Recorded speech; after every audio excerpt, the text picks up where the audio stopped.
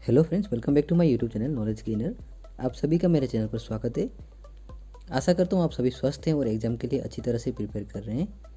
तो आज मैं आप लोगों के लिए लेकर आया हूँ जितने भी क्लास 10 के स्टूडेंट्स हैं जो भी अपकमिंग HSLC एग्जामिनेशन देने वाले हैं, तो उनके लिए काफ़ी इंपॉर्टेंट होने वाला है, क्योंकि ये जो सेशन है ये साइंस का चैप्टर वाइज रिविज़न रहेगा। इसका मैंने लेसन 1 ऑलरेडी अपलोड कर दिया है, आप लोग देख सकते हैं, डिस्क्रिप्शन में इसका लिंक रहेगा। तो आज मैं आप लोग के लेकर आया हूँ चैप्टर 2 यानी कि एसिड बेसेस एंड सॉल्ट्स। तो इसके ऊपर हम लोग इम्पोर्टेंट क्वेश्चंस डिस्कस करेंगे, MCQ बेसिस क्वेश्चंस, जो कि अपकमिंग एग्जाम के लिए काफ़ी इम्पोर्टेंट हो सकता है। और जितने भी क्वेश्चंस हम डिस्कस करेंगे आज वो सारे ऑलरेडी एग्जाम में आ चुके हैं, जो कि काफ़ी इंपॉर्टेंट कॉमन क्वेश्चंस हैं। और अगर आप लोग को मेरा वीडियो पसंद आता हो तो प्लीज़ वीडियो को लाइक एंड शेयर करना ना भूलें। और अगर आप लोग मेरे चैनल में नए हैं तो प्लीज़ चैनल को सब्सक्राइब कर दें। तो आइए शुरू करते हैं आज का सेशन। तो हमारा पहला क्वेश्चन है question number 1, the range of pH scale is. अब देखिए, जो pH स्केल होता है उसका रेंज कितना है आपको बताना है। जैसे कि ऑप्शन ए में है 0 to 10, बी में आपका 0 to 12, सी में है आपका 1 to 14 या डी में है 0 to 14। तो अगर आप लोग इसका आंसर जानते हैं तो प्लीज़ आप लोग बता सकते हैं इसका आंसर। इस आंसर के लिए आप लोग को pH जो स्केल है उसको देखना जरूरी है। जैसे कि अब आप जब ये pH स्केल को देखेंगे तो यहाँ पे आप लोग को एक चीज़ दिखाई देगा। जैसे कि जब हम 7 की ओर हम देखते हैं, यहाँ पे लिखा हुआ है न्यूट्रल, यानी कि ये जो सोल्यूशन है ये न्यूट्रल सोल्यूशन होगा। इसका pH वैल्यू जब 7 आता है तो वो एक न्यूट्रल सोल्यूशन कहलाता है। उसके बाद अगर मान लीजिए जब भी जो वैल्यूज हैं यानी कि लिटमस पेपर पे वो अगर जितने कमते जाएंगे तो उतना वो एसिडिक, हाईली एसिडिक होता जाएगा। जैसे कि आपका 6, 5 ऐसे करके जब बिलो आपके 7, तो वो सारे एसिडिक कहलाते हैं। तो ये जो आप रेड साइन में देख रहे हैं इसका मतलब है इंक्रीजिंग, जो एसिडिक जो कैरेक्टर्स है वो इंक्रीजिंग होते रहेंगे। और आपके राइट साइड में यहाँ पे जब 8 से लेके 14 तक ये आपका इंक्रीजिंग एल्काली है, और alkali is nothing but it is a base. तो याद रखिएगा, ये काफ़ी इंपॉर्टेंट है अकॉर्डिंग टू pH स्केल। इससे बहुत सारे क्वेश्चंस बनते हैं एग्जाम में। तो आप लोग, आई होप आप लोग को ये चीज़ याद रहेगा। तो इस बेसिस से आपका जो क्वेश्चन है, यानी कि हमने क्या नोटिस किया यहाँ पे 0 से लेके 14 तक एक pH स्केल में वैल्यूज हैं। तो यानी कि इसका सही जवाब क्या हो जाएगा? तो यानी कि इसका सही जवाब हो जाएगा आपका ऑप्शन डी, यानी कि 0 to 14। याद रखिएगा। आगे बढ़ते अगले क्वेश्चन की ओर। क्वेश्चन नंबर 2 में है आपका, what type of salt is washing soda.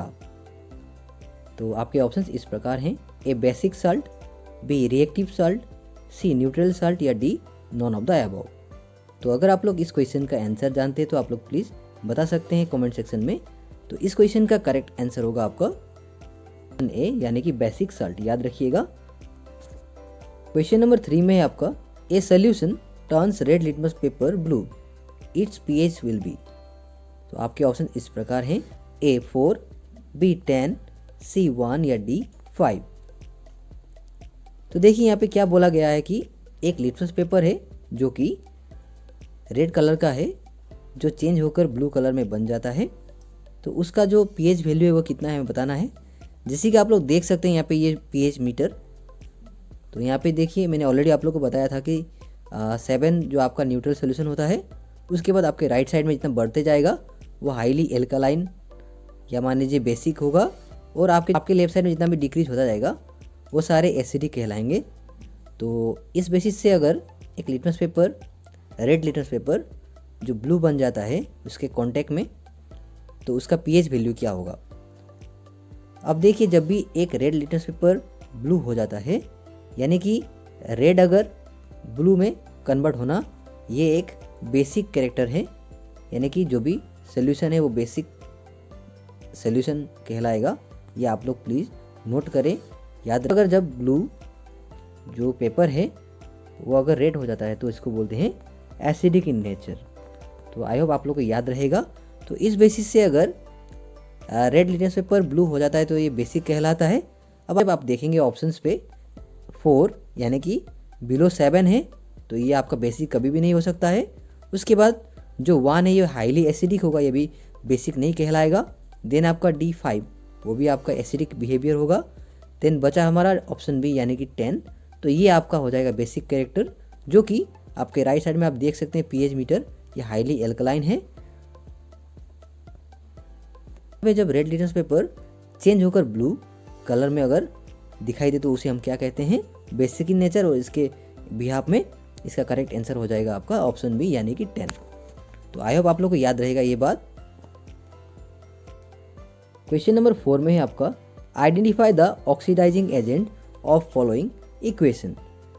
यहाँ पे इक्वेशन दिया हुआ है जो कि है आपका कार्बन और ऑक्सीजन के 2 एटम्स रिएक्ट होके कार्बन डाइऑक्साइड का जो फॉर्मेशन हुआ है। और ये जो आपका क्वेश्चन है ये ऑलरेडी HCl में आ चुका है। तो आपके ऑप्शन इस प्रकार हैं, ए कार्बन, बी ऑक्सीजन, सी C2 या डी O2। इसका करेक्ट आंसर क्या होगा हमें बताना है, यानी कि हमें यहाँ पे इस इक्वेशन में ऑक्सीडाइजिंग एजेंट को चुनना है। तो इसका आंसर आप लोग प्लीज़ कमेंट सेक्शन में ज़रूर बताएं। ये मैं आप लोग के लिए छोड़ देता हूँ ये क्वेश्चन, आप लोग प्लीज़ इसका आंसर कमेंट सेक्शन में लिख कर भेजें। तो आगे बढ़ते हैं अगले क्वेश्चन की ओर। नंबर 5 में है आपका the common element of all acid is. आपके ऑप्शंस इस प्रकार हैं, ए sulphur, B carbon, C hydrogen या डी नाइट्रोजन। तो अगर आप लोग इसका आंसर जानते हैं तो प्लीज़ आप लोग कमेंट सेक्शन में ज़रूर बताएं। तो इस क्वेश्चन का करेक्ट आंसर होगा आपका ऑप्शन सी यानी कि हाइड्रोजन। याद रखिएगा जितने भी एसिड्स हैं वो सारे एसिड्स के कॉमन एलिमेंट है हाइड्रोजन, याद रखिएगा, जो कि काफ़ी एसेंशियल क्वेश्चन है। तो आगे बढ़ते अगले क्वेश्चन की ओर। क्वेश्चन नंबर 6 में है आपका setting of plaster of Paris takes place due to. अब देखिए जो प्लास्टर ऑफ पेरिस है वो उसका जो सेटिंग होता है यानी कि जो हार्डनेस होता है वो किस कारण होता है आपको बताना है। जैसे कि ऑप्शन ए में है डिहाइड्रेशन, बी ऑक्सीडेशन, सी हाइड्रेशन या D none of the above. तो अगर आप लोग इस क्वेश्चन का आंसर जानते हैं तो आप लोग प्लीज़ कमेंट सेक्शन में जरूर बता सकते हैं। तो इस क्वेश्चन का करेक्ट आंसर होगा आपका ऑप्शन सी यानी कि हाइड्रेशन, याद रखिएगा। आगे बढ़ते अगले क्वेश्चन की ओर। Question number 7। क्वेश्चन नंबर 7 में है आपका the pH value of blood is, यानी कि जो ब्लड है हमारे शरीर में जो ब्लड है उसका pH जो वैल्यू कितना होता है हमें पूछा गया है। और यहाँ पे ऑप्शन इस प्रकार हैं, ए 7.40 यानी कि 7.4 आएगा एग्जाम में, तो आप लोग याद रखिएगा। उसके बाद बी 7.60 यानी कि 7.6, एक ही बात है 7.60 या 7.6। उसके बाद सी 6.5 और डी में है आपका 8. तो देखिए इस क्वेश्चन का करेक्ट आंसर क्या होगा आप लोग को बताना है। आप लोग प्लीज़ कमेंट सेक्शन में जरूर बता सकते हैं। तो इस क्वेश्चन का करेक्ट आंसर होगा आपका ऑप्शन ए यानी कि 7.40।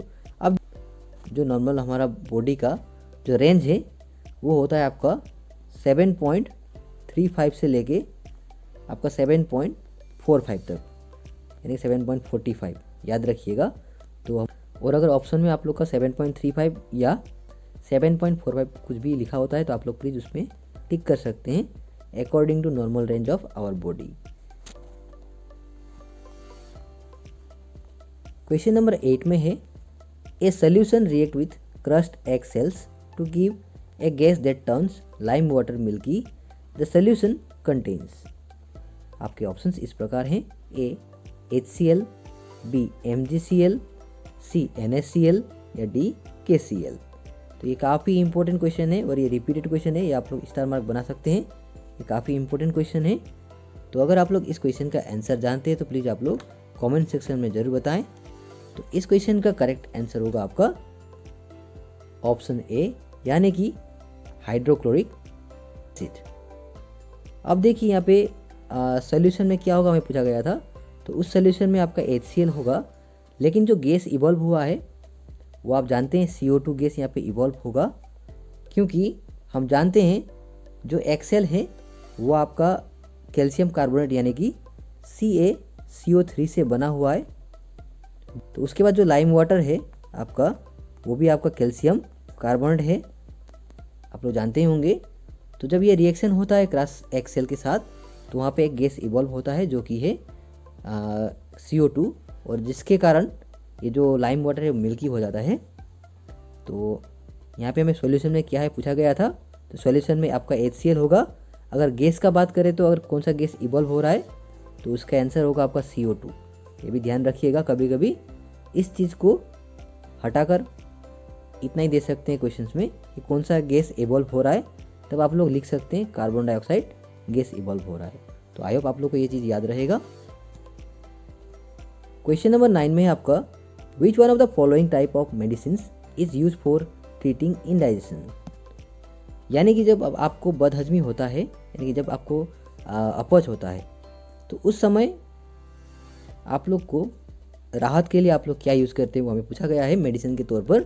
आपके ऑप्शन इस प्रकार हैं, A antiseptic, B antacid, C analgesic या डी एंटीबायोटिक। तो ये काफ़ी इजी क्वेश्चन है और ये काफ़ी रिपीटेड क्वेश्चन है, तो आप लोग इसको भी स्टार मार्क बना सकते हैं।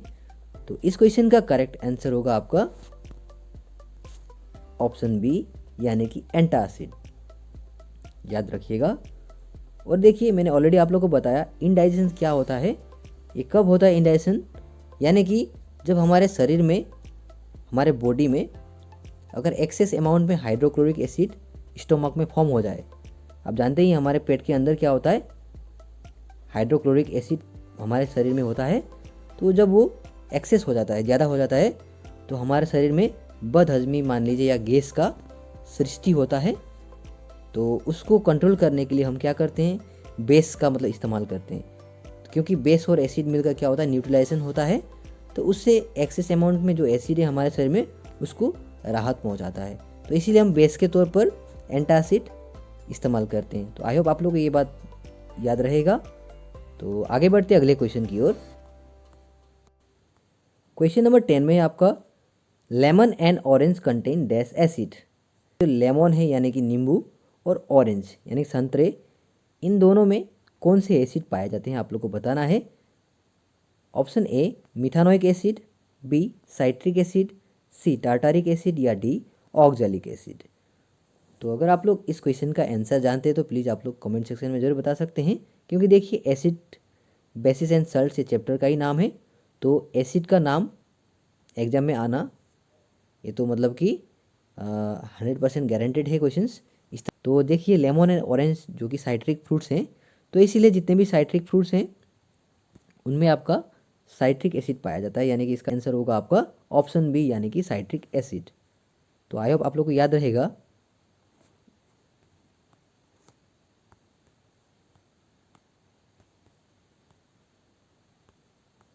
अब जैसे कि आप लोग यहाँ पे देख सकते हैं चार्ट जो कि यहाँ पे मैंने दिया हुआ है, जैसे कि टोमेटो जिसमें ऑक्जेलिक एसिड पाया जाता है, देन आपका ऑरेंज उसमें साइट्रिक एसिड, देन एप्पल जो कि मैलिक एसिड पाया जाता है, then grapes tartaric acid, curd lactic acid, lemon citric acid, जो मैंने ऑलरेडी आपको कहा जितने भी साइट्रस फ्रूट्स हैं, खट्टे फ्रूट्स, उसमें साइट्रिक एसिड पाया जाता है। देन आपका विनेगर जिसमें एसिडिक एसिड होता है, देन टेमेराइन उसमें आपका टार्टरिक एसिड होता है। तो इस तरह से हर एक एसिड का यहाँ पे मैंने लिखा है, आप लोग प्लीज़ ये देख कर जाएँ, याद कर कर जाएँ, और बाकी जितने भी और भी ऑप्शंस जितने भी होंगे उन सबको आप एक बार रीड कर कर जाएँ, क्योंकि ये काफ़ी इंपॉर्टेंट टॉपिक है और इससे ज़रूर क्वेश्चंस आएंगे। तो आगे बढ़ते हैं अगले क्वेश्चन की ओर। क्वेश्चन नंबर 11 में है आपका the hardest substance in the body is. तो आप लोग पिक्चर में देख रहे होंगे, इससे आप लोग को हिंट मिल गया होगा। आपके ऑप्शन इस प्रकार हैं, ए किडनीज, बी हार्ट, सी टूथ इनामेल या डी बोन्स। तो इस क्वेश्चन का करेक्ट आंसर होगा आपका ऑप्शन सी, यानी कि टूथ इनामेल, जो कि आप लोग पिक्चर में देख सकते हैं।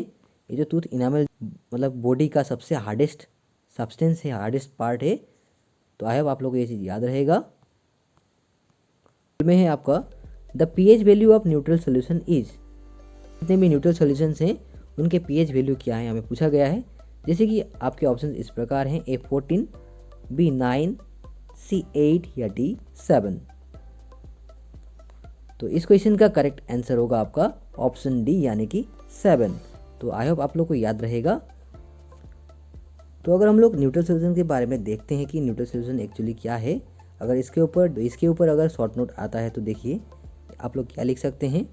तो इसका जो शॉर्ट नोट है वो इस प्रकार आप लोग लिख सकते हैं, जैसे कि neutral substances are chemicals that do not change colour when tested with litmus paper, जैसे कि वाटर, ह्यूमन ब्लड। तो पहले तो आप लोग को जानना चाहिए कि न्यूट्रल सॉल्यूशंस क्या होते हैं। अब देखिए, न्यूट्रल सॉल्यूशंस उस तरह के केमिकल्स होते हैं जो कि जब भी हम उसे लिटमस पेपर पर टेस्ट करते हैं तो वो अनचेंज रहते हैं, यानी कि कोई भी चेंज नहीं दिखाते हैं, उसके कलर में कोई चेंज नहीं होता है, बदलाव नहीं होता है। जैसे कि वाटर, ह्यूमन ब्लड एक प्रकार के न्यूट्रल सॉल्यूशंस हैं, याद रखिएगा। तो आई होप आप लोग को ये चीज़ याद रहेगा। तो आगे बढ़ते अगले क्वेश्चन की ओर। अब देखिए क्वेश्चन नंबर 13 में है, which of the following is a strong acid. आपके ऑप्शंस इस प्रकार हैं, A phosphoric acid, B acetic acid, C formic acid या डी साइट्रिक एसिड। अब इनमें से सबसे स्ट्रॉन्ग एसिड क्या है हमें बताना है। इस क्वेश्चन का करेक्ट आंसर होगा आपका ऑप्शन ए, यानी कि फॉस्फोरिक एसिड, याद रखिएगा। अब देखिए जो स्ट्रॉन्ग एसिड है वो क्या है, इसके बारे में आप लोग देख लीजिए। A strong acid is any acid that ionise completely in solution. This means it gives off the greatest number of hydrogen ions or protons when placed in a solution. Ions are charged particles. Question number 14 में है आपका, name the main source of common salt. आपके options इस प्रकार हैं, ए सी water, B waterfall water, सी pond water या D mountain rock. लोग इस क्वेश्चन का आंसर जानते हैं तो प्लीज़ आप लोग कमेंट सेक्शन में ज़रूर बता सकते हैं।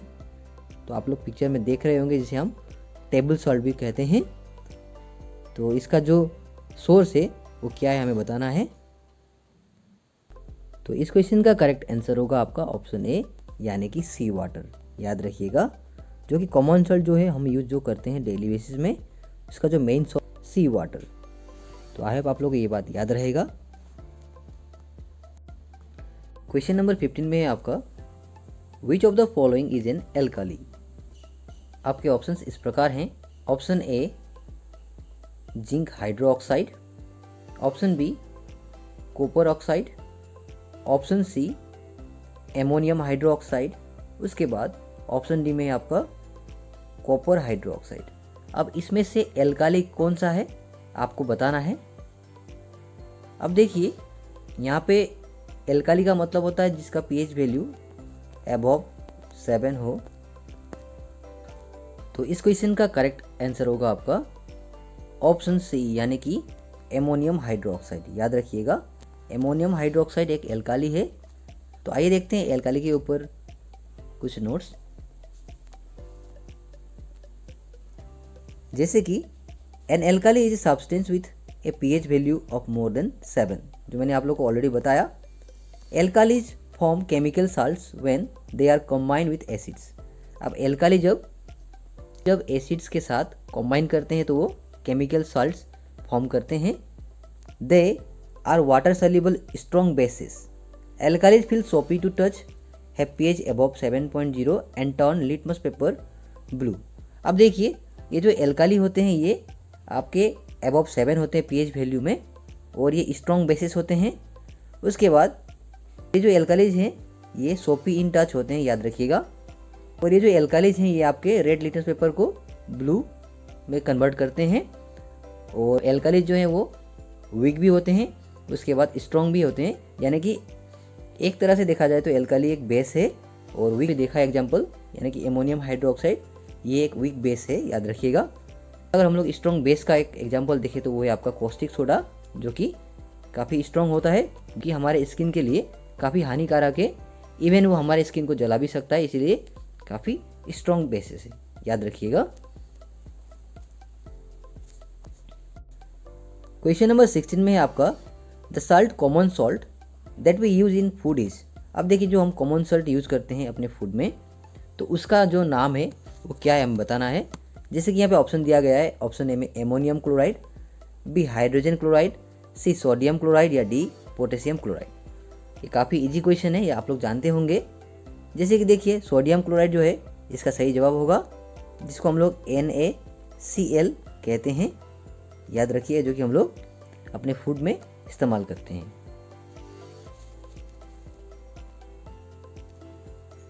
क्वेश्चन नंबर 17 में है, the chemical name of baking soda is. ये जो क्वेश्चन है काफ़ी इंपॉर्टेंट क्वेश्चन है। तो इसको आप लोग स्टार मार्क दे सकते हैं, प्लीज़ इग्नोर ना करें। इसके ऑप्शंस इस प्रकार हैं आपके, A sodium chloride, B hydrogen carbonate, C sodium hydrogen carbonate या D none of the above. तो अगर आप लोग इस क्वेश्चन का आंसर जानते हैं तो प्लीज़ आप लोग कमेंट सेक्शन में जरूर बता सकते हैं। तो इस क्वेश्चन का करेक्ट आंसर होगा आपका ऑप्शन सी, यानी कि सोडियम हाइड्रोजन कार्बोनेट। ये आपका केमिकल नेम है। अगर इसका केमिकल फॉर्मूला हम लिखते हैं, इसका फॉर्मूला हो जाएगा NaHCO3। याद रखिएगा NaHCO3, जो कि सोडियम हाइड्रोजन कार्बोनेट है, जिसका कॉमन नेम है बेकिंग सोडा। आई होप आप लोग को याद रहेगा। ये काफ़ी इंपॉर्टेंट क्वेश्चन है, आप लोग प्लीज़ इसको इग्नोर ना करें। चलिए आगे बढ़ते हैं अगले क्वेश्चन की ओर। क्वेश्चन नंबर 18 में है आपका, which of the following is an example of synthetic indicators. अब देखिए यहाँ पे सिंथेटिक का बात आया हुआ है, यानी कि जो कि आर्टिफिशियल होगा, मैनमेड होगा और उसमें केमिकल भी यूज़ किया जाएगा। तो आप लोग मैं एक हिंट दे रहा हूँ, तो आप लोग प्लीज़ आंसर को गेस करें। और इस क्वेश्चन के लिए आपके ऑप्शन इस प्रकार हैं, A litmus paper, B turmeric, C phenolphthalein, D none of the above. तो अगर आप लोग इस क्वेश्चन का आंसर जानते हैं तो प्लीज़ आप लोग कमेंट सेक्शन में जरूर बता सकते हैं। तो इस क्वेश्चन का करेक्ट आंसर होगा आपका ऑप्शन सी, यानी कि फिनोलेप्थेलिन, जो कि एक सिंथेटिक इंडिकेटर है, अर्थात आर्टिफिशियल इंडिकेटर है।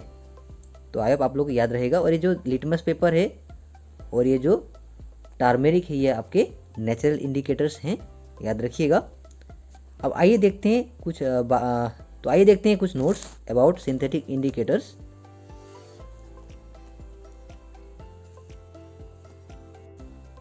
अब देखिए इंडिकेटर्स क्या होते हैं। Basically an indicator that is prepared in laboratory using chemicals is known as synthetic indicator और आर्टिफिशियल इंडिकेटर। अब हमारे क्वेश्चन में यहाँ पे हमें सिंथेटिक इंडिकेटर के बारे में पूछा गया था, तो इसीलिए हम लोग सिंथेटिक इंडिकेटर के बारे में जानेंगे। तो देखिए सिंथेटिक इंडिकेटर क्या होते हैं। जो इंडिकेटर को अगर हम लोग केमिकल यूज करके बनाते हैं लेबोरेटरी में, उसको हम लोग सिंथेटिक इंडिकेटर्स बोलते हैं, या तो आर्टिफिशियल इंडिकेटर कहेंगे। Some examples of synthetic indicators are phenolphthalein, methyl orange, methyl red and malachite green. रखिएगा ये सारे आपके सिंथेटिक इंडिकेटर्स हैं, जो कि काफ़ी इंपॉर्टेंट है एग्जाम के नज़रिए से। इस तरह के क्वेश्चंस आते रहते हैं अक्सर, तो प्लीज़ इस तरह के क्वेश्चंस को स्टडी कर जाएं। तो आइए देखते हैं अगला क्वेश्चन। क्वेश्चन नंबर 19 में है आपका, what is the common name of sodium hydroxide. आपके ऑप्शन इस प्रकार हैं, A caustic soda, B washing soda, C plaster of Paris या डी ब्लीचिंग पाउडर। अब देखिए ये भी क्वेश्चन काफ़ी इंपॉर्टेंट है, सोडियम हाइड्रोक्साइड के बारे में अक्सर आया हुआ है क्वेश्चंस, रिपीटेड क्वेश्चंस हैं ये। इसको भी आप लोग स्टार मार्क बना सकते हैं इस क्वेश्चन को। आप लोग इस क्वेश्चन का आंसर जानते हैं तो प्लीज़ आप लोग कमेंट सेक्शन में जरूर बता सकते हैं। तो इस क्वेश्चन का करेक्ट आंसर होगा आपका ऑप्शन ए, यानी कि कॉस्टिक सोडा। याद रखिएगा दोस्तों, कॉस्टिक सोडा मतलब सोडियम हाइड्रोक्साइड। सोडियम हाइड्रोक्साइड का ही कॉमन नेम कॉस्टिक सोडा है, और इसका केमिकल जो फॉर्मूला है वो आपका NaOH है। याद रखिएगा। आई होप आप लोग को याद रहेगा सोडियम हाइड्रोक्साइड के बारे में। क्वेश्चन नंबर 20 में आपका, the chemical formula of acetic acid is, यानी कि एसिटिक एसिड का केमिकल फॉर्मूला क्या है हमें बताना है। ये काफ़ी इंपॉर्टेंट क्वेश्चन है और ये काफ़ी रिपीटेड क्वेश्चन है। आप लोग इस क्वेश्चन का आंसर जानते हैं तो प्लीज़ आप लोग कमेंट सेक्शन में जरूर बता सकते हैं। तो आपका ऑप्शन ए, यानी कि CH3COOH, इसको कहते हैं एसिटिक एसिड। आई होप आप लोग को याद रहेगा।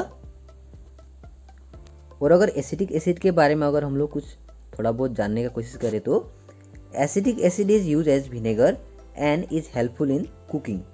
अब एसिटिक एसिड का जो एक यूज है वो है एज विनेगर, हम इस्तेमाल करते हैं, जो कि काफ़ी हेल्पफुल होता है कुकिंग के पर्पज से। It is use to produce dyes, perfumes, esters etcetera. और इसका दूसरा काम है डाइज, यानी जो कलर हम लगाते हैं बालों में, वो डाई बनाने में। उसके बाद परफ्यूम्स एंड एस्टर्स के प्रोडक्शन में भी एसिटिक एसिड का इस्तेमाल होता है। तो ये काफ़ी इंपॉर्टेंट नोट्स है, आप लोग प्लीज़ याद रखिएगा। तो ये तो था आपका टॉप 20 क्वेश्चंस। इसके बाद हम लोग अब जितने भी इंपॉर्टेंट नोट्स हैं चैप्टर के रिलेटेड टर्म्स जितने भी हैं, जो भी एग्जाम के पर्पज से इम्पोर्टेंट होंगे, वो अब हम डिस्कस करेंगे। तो प्लीज़ वीडियो को इग्नोर ना करें, अंत तक ज़रूर देखें। और अगर वीडियो पसंद आए तो प्लीज़ वीडियो को लाइक शेयर करें, और अगर आप लोग मेरे चैनल में नए हैं तो प्लीज़ चैनल को सब्सक्राइब कर दें। इसके बाद जो हमारा इम्पोर्टेंट जो टॉपिक है वो है, इस लेसन से ही जितने भी इम्पोर्टेंट मतलब कि नोट्स हैं वो हम डिस्कस करेंगे। जैसे कि आप लोग जानते ही हैं, our body works within a pH range of 7 to 7.8, यानी कि जो हमारा शरीर है वो आपका 7.0 से लेके 7.8 के रेंज तक काम करता है। ये काफ़ी इम्पोर्टेंट पॉइंट है। उसके बाद नेक्स्ट है आपका, rain water of pH is less then 5.6 is acid rain. अब देखिए एसिड रेन बार बार आया हुआ है क्वेश्चन में कि एसिड रेन क्या है। तो ये जो जब भी pH लेवल आपका 5.6 से लेस होता है उसे हम एसिड रेन कहते हैं, याद रखिएगा। देन आपका नेक्स्ट पॉइंट है, tooth decay when pH of our mouth is less than 5.5। अब देखिए जो pH का जो रेंज है हमारे माउथ में, उसका रेंज अगर लेस देन 5.5 होता है तो उसे हम, तो तब हमारा जो टूथ है वो गिरना शुरू होता है, डिके होना शुरू होता है। उसके बाद अगला पॉइंट है, metallic oxides are basic in nature, यानी कि जितने भी मेटेलिक ऑक्साइड्स हैं वो सारे नेचर में बेसिक हैं, याद रखिएगा। पॉइंट है, non metallic oxides are acidic in nature, याद रखिएगा। जिस तरह से metallic oxides basic in nature हैं, उसी प्रकार non metallic oxides acidic in nature हैं। जनरेट्स H+ और H3O+, यानी कि हाइड्रोनियम आयन्स इन वाटर, यानी कि जो एसिड्स होते हैं वो H+ आयन जनरेट करते हैं, या तो H3O+ आयन भी कह सकते हैं जिसको हाइड्रोनियम कहते हैं, याद रखिएगा। देन अगला पॉइंट है, बेसिस जनरेट्स OH-, यानी कि hydroxides ion in water. उसके बाद अगला पॉइंट है, bases which are soluble in water are called alkalis, यानी कि जो बेसिस वाटर में सॉल्युबल होते हैं उसको एल्कालीज कहते हैं, याद रखिएगा। और जिसका pH वैल्यू 7 से ऊपर होना पड़ेगा वो एल्काली होने के लिए, भी आप लोग याद रखिएगा। देन अगला पॉइंट है, ऑल फैक्टरी इंडिकेटर। अब देखिए ऑल फैक्टरी इंडिकेटर क्या है, the substance which indicate the presence of, ये 2 बार ऑफ हो गया, ऑफ एन एसिड और base by changes in its odour, यानी कि स्मेल इन ए सोल्यूशन। यानी कि देखिए ऑल फैक्टरी इंडिकेटर क्या होते हैं, यानी कि ये एक ऐसे सब्सटेंस हैं जो कि जब भी कोई एसिड या बेस का प्रेजेंस होता है वहाँ पर, तो उसका जो स्मेल है या मान लीजिए ऑडियर है सॉल्यूशन का, वो चेंज हो जाता है। इसे हम कि एग्जांपल में आपका onion juice, vanilla essence and clove oil, ये सारे ऑल फैक्टरी इंडिकेटर के एग्जांपल्स हैं। अगला पॉइंट है, अभी हमने देखा ऑल फैक्टरी इंडिकेटर्स, तो वही बात यहाँ पे भी वही मैंने लिखा हुआ है, ये शॉर्ट नोट था जो कि एग्जाम में शॉर्ट नोट 2 मार्क्स के आते हैं। तो आप लोग को पता चल गया ऑल फैक्टरी इंडिकेटर क्या है। अगला पॉइंट है आपका alkali, a base soluble in water which is soapy to touch, bitter and corrosive in nature. अब देखिए एल्काली क्या होते हैं, जो कि वाटर में सोल्यूबल होते हैं, उसके बाद सोपी इन टच होते हैं, बिटर होते हैं और नेचर में कोरोसिव भी होते हैं। ये जो नोट्स है ये काफ़ी इंपॉर्टेंट है। यहाँ पे क्या लिखा हुआ है, all alkalis are bases but all bases are not alkalis because all bases do not dissolve in water, यानी कि जितने भी एल्कालीज हैं वो सारे बेसिस हैं, लेकिन सब बेसिस एल्कालीज नहीं भी हो सकते हैं। यानी कि ऐसे बहुत सारे बेसिस हैं जो कि वाटर में डिजॉल्व नहीं होते हैं, इसीलिए जितने भी एल्कालीज सारे बेस हो सकते हैं, लेकिन सारे बेसिस एल्कालीज नहीं हो सकते हैं। ये आप लोग ध्यान दीजिएगा क्योंकि ये ट्रू फॉल्स में आ सकता है या तो एमसीक्यू में भी आ सकता है। इसके बाद अगला पॉइंट था एसिड रेन, जो कि हम लोगों ने थोड़ी देर पहले डिस्कस किया था एसिड रेन के बारे में। Rain water having a pH value less than 5.6, यानी कि एसिड रेन कब कहते हैं हम लोग, जब 5.6 से कम अगर pH वैल्यू अगर होता है रेन वाटर का तो उसे हम एसिड रेन कहते हैं। ये भी काफ़ी इसेंशियल क्वेश्चन है। उसके बाद अगला पॉइंट है प्लास्टर ऑफ पेरिस। अब देखिए प्लास्टर ऑफ पेरिस क्या है, plaster of Paris is nothing but hydrated calcium sulphate when gypsum CaSO4 2H2O is heated at around 120 degree Celsius, यानी it gets partially dehydrated and forms plaster of Paris CaSO4 half H2O, यानी कि calcium sulphate hemihydrate, यानी कि plaster of Paris को हम लोग क्या कहते हैं, कैल्शियम सल्फेट हेमीहाइड्रेट, याद रखिएगा। आपका यूजेस ऑफ कॉस्टिक सोडा, जैसे हम लोग ने ऑलरेडी MCQ में डिस्कस किया था। कॉस्टिक सोडा का केमिकल जो फॉर्मूला है वो NaOH है और इसका केमिकल नेम क्या था, सोडियम हाइड्रोक्साइड। तो इसके कुछ यूजेस हैं, जैसे कि पेट्रोलियम इंडस्ट्री में कॉस्टिक सोडा का यानी कि सोडियम हाइड्रोक्साइड का इस्तेमाल होता है। उसके बाद डीग्रीजिंग मेटल्स में भी सोडियम हाइड्रोक्साइड यानी कि कॉस्टिक सोडा का इस्तेमाल होता है। का अगला जो यूजेस है वो है आपका raw materials for various industries like soap, paper, artificial fibre, यानी जितने भी रॉ मटेरियल्स चाहिए सोप के लिए या मान लीजिए पेपर के लिए, आर्टिफिशियल फाइबर के लिए, सारे सोडियम हाइड्रोक्साइड से भी बनते हैं। अगला जो वर्क है वो है केमिकल लेबोरेटरीज, यानी कि केमिकल लेबोरेटरीज में सोडियम हाइड्रोक्साइड का इस्तेमाल होता है। तो ये सारे आपके यूजेस हैं कॉस्टिक सोडा के, जो कि काफ़ी इंपॉर्टेंट है क्वेश्चन। आप लोग प्लीज़ इस चीज़ को याद कर जाएँ। और इसका ये जो केमिकल फॉर्मूला है और केमिकल जो नेम है ये सब आप लोग प्लीज़ याद कर जाएँ। और ये कॉस्टिक सोडा जो है इसका कॉमन नेम है। आई होप आप लोग को ये चीज़ याद रहेगा। ये चीज़ मैंने ऑलरेडी आप लोग को पहले ही MCQ में बता दिया था। तो आगे बढ़ते हैं अगले नोट्स की ओर।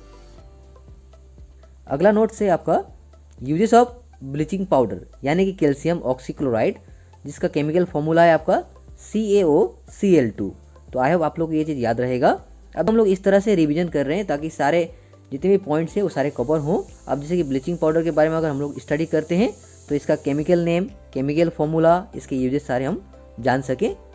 तो इसके जो यूजेस हैं इस प्रकार हैं, जैसे कि oxidising agent, bleaching washed clothes in a laundry, के बाद sterilisation of water like disinfectant as germicide, उसके बाद in paper pulp industry, in textile industry etcetera. ये सारे ब्लीचिंग पाउडर के यूजेस है। आई होप आप लोग को याद रहेगा, जो कि काफ़ी इजी है।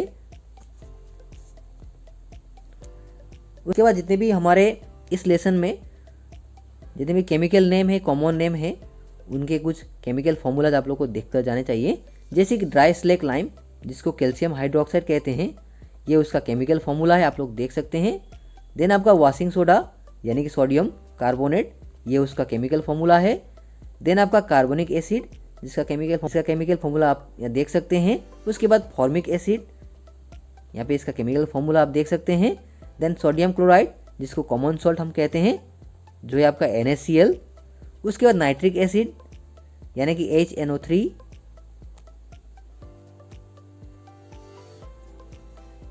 उसके बाद सल्फ्यूरिक एसिड, जो काफ़ी स्ट्रॉन्ग एसिड है, इसका केमिकल फॉर्मूला है आपका H2SO4। और अंत में है आपका ब्राइन, जो कि एग्जाम में अक्सर हम लोग को पूछा गया है कि तो ब्राइन क्या है, बेसिकली सोडियम क्लोराइड है। अब देखिए ब्राइन का जो केमिकल फॉर्मूला है वो है NaCl और a 10% solution of NaCl is term as brine, यानी कि NaCl का 10% जो सॉल्यूशन होगा उसे ब्राइन कहते हैं। आई होप आप लोग को याद रहेगा। तो ये सारे क्वेश्चंस एग्जाम के पर्सपेक्टिव से काफ़ी इंपॉर्टेंट है। तो अगर आप लोग को वीडियो पसंद आया हो तो प्लीज़ वीडियो को लाइक शेयर करें, और अगर आप लोग मेरे चैनल में नए हैं तो प्लीज़ चैनल को सब्सक्राइब कर दें। तो मिलते हैं अगले वीडियो में, तब तक के लिए पढ़ते रहिए, सीखते रहिए, और लेसन 3 के MCQ और इंपॉर्टेंट क्वेश्चंस के लिए प्लीज़ चैनल के साथ जुड़े रहें। तो मिलते हैं अगले वीडियो में। Thank you so much and once again all the best for your upcoming exams.